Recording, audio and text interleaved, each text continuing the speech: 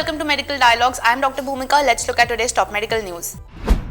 Can a plant-based diet lower breast cancer risk?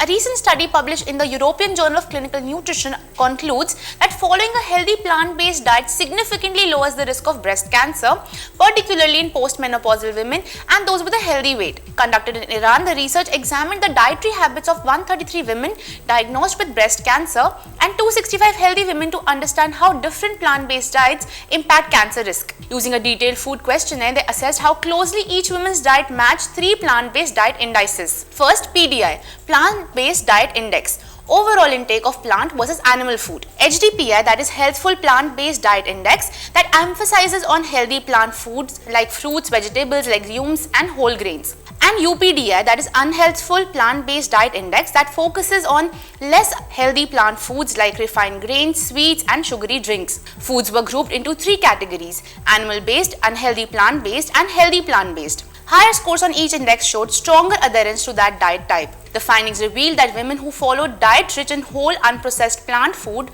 such as fruits, vegetables, whole grains, legumes, nuts and vegetable oils had about half the risk of developing breast cancer compared to those who consumed fewer of these foods. In contrast, women consuming plant-based diets high in refined grains, sweets, sugary beverages and potatoes had a notably higher risk, especially if they were premenopausal.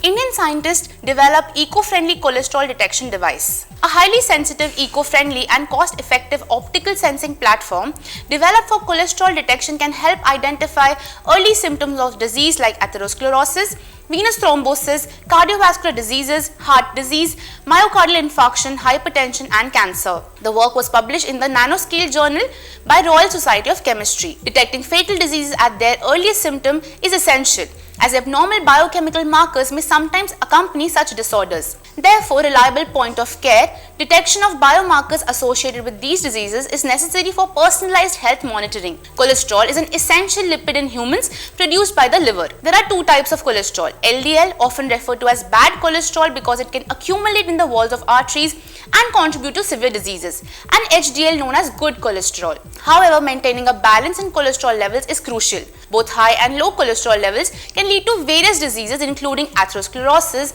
venous thrombosis, cardiovascular diseases, heart disease, myocardial infarction, hypertension and cancer.